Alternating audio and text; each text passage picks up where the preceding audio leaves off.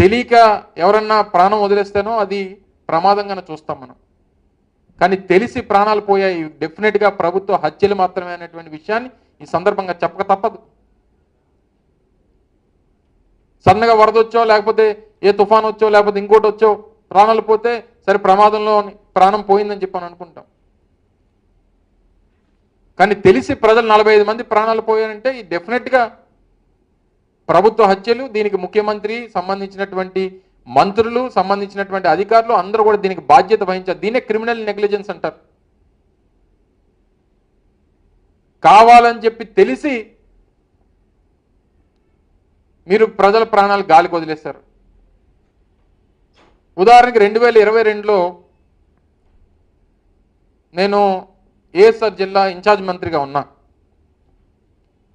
చింతూరు ప్రాంతం, ఆ ప్రాంతంలో శబరి నది వెళ్ళి ఇలాగే శబరి నది వెళ్ళి గోదావరి నదిలో కలుస్తుంటుంది.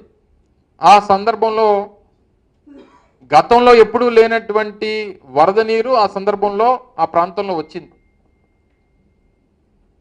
దాదాపు 250 గ్రామాలు, ఇలా విజయవాడ నడిబొడ్డును కాదు అది, కలిసినటువంటి 7 మండలాలు ఏవైతే ఎటపాక, విఆర్పురం, చింతూరు, ఈ రకమైనటువంటి ఈ మండలాలు అంటే ఏజెన్సీ ప్రాంతంలో ఉన్నటువంటి భద్రాచలం కానుకొని ఉన్నటువంటి మండలాలు,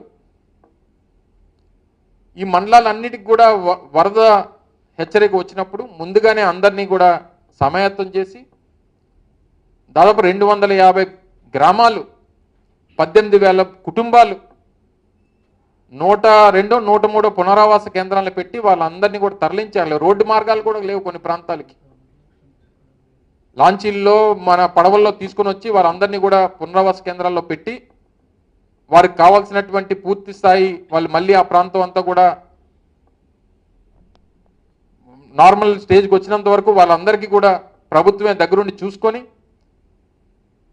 మళ్ళీ ప్రతి కుటుంబానికి 2,000 రూపాయలు ఆర్థిక సహాయానికి అప్పటికప్పుడే అందించి కావలసినటువంటి సరుకులన్నీ కూడా అందించి ఒక్క ప్రాణం కూడా పోకుండా చూసుకునేటువంటి బాధ్యత ఆ రోజు ప్రభుత్వంగా మేము తీసుకున్నాం. ఇవన్నీ ఉదాహరణలు. ఇవన్నీ అలాంటిది విజయవాడ నడిబొడ్డున 45 మంది ప్రాణాలు. వాస్తవానికి వరదల్లో కొట్టుకుపోయినటువంటి ప్రాణాలు కొన్ని అయితే కొంతమందికి నీరందక, కొంతమందికి మెడిసిన్స్ అందక, కొంతమందికి వైద్యం అందక చనిపోయినటువంటి వారు కొంతమంది. ఎంతవరకు సమంజసం? దీనికి సంబంధించి ప్రశ్నలు దీని గురించి ఏదైనా అడిగితే దానికి సమాధానం చెప్పరు. మళ్ళీ తిరిగి వైఎస్ఆర్ కాంగ్రెస్ పార్టీ మీద ఏదో రకంగా రోజుకొక డైవర్షన్ పాలిటిక్స్ చేసి వైఎస్ఆర్ కాంగ్రెస్ పార్టీ నాయకులు పడవలు వదిలేశారు, పడవలతో బ్యారేజీని డ్యామేజ్ చేద్దాం అనుకున్నారు.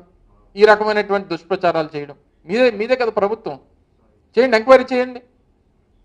సరే, ఏదో వైఎస్ఆర్ కాంగ్రెస్ పార్టీ నాయకుడి పేరో లేకపోతే ఇంకొకరి పేరో మీరు చెప్తున్నారు, ఎంక్వైరీ చేయండి. మీరు ప్రభుత్వంలో ఉండి మా మీద ఆరోపణలు చేయడం కాదు,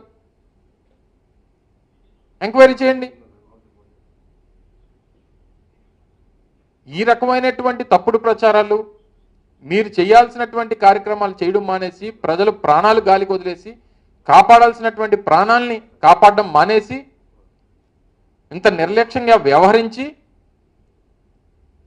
తిరిగి మళ్ళీ ఈరోజు మళ్ళీ వైఎస్ఆర్ కాంగ్రెస్ పార్టీ మీద మీరు ఆరోపణలు చేస్తూ ఉన్నారంటే అసలు ఏం జరుగుతూ ఉంది? ఇక రోజు వారి తాలూకా విన్యాసాలు చూడలేకపోతున్నాం. ఆ సందర్భంలో మాట్లాడకూడదు, కానీ ముఖ్యమంత్రి గారి దగ్గర నుంచి మంత్రుల వరకు వారి విన్యాసాలు చూడలేకపోతున్నాం. ఏం అవసరం అండి ముఖ్యమంత్రి గారికి జేసీబీ ఎక్కి అందులో వెళ్లాల్సినటువంటి అవసరం ఏమో నాకు తెలియగలుగుతాను. జేసీబీ తొట్టులో కొంతమంది ఫోటోగ్రాఫర్లు కూర్చోబెట్టి ముందునే ఏదైతే ఆ జేసీబీకి ఉండేటువంటి ఇది ఉంటుందో దాంట్లో ఫోటోగ్రాఫర్లు, డ్రైవర్ పక్కన ముఖ్యమంత్రి గారు, అందులో కూర్చున్న వాళ్ళు ఈయన ఫోటో తీయడం.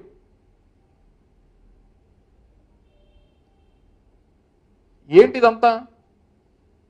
అందుకే అనేక సందర్భాల్లో చెప్పాం, మ్యాటర్ వీక్గా ఉన్నప్పుడే ఈయన పబ్లిసిటీ పీక్లో ఉంటుంది. ఈయనకి ముఖ్యమంత్రి అనేటువంటి వ్యక్తి కూర్చొని కంట్రోల్ రూమ్లోనో లేకపోతే సంబంధించినటువంటి కలెక్టరేట్లోనో లేదా ఆయన కార్యాలయంలో కూర్చొని మానిటర్ చేయాలి తప్ప ఆయన గ్రౌండ్లో ఉంటే పని ఎక్కడ జరుగుతుంది? ఆయన పబ్లిసిటీ పిచ్చి. పోనీ ఈ పబ్లిసిటీతో పాటు పోనీ ప్రాణాలు కాపాడారంటే 45 మంది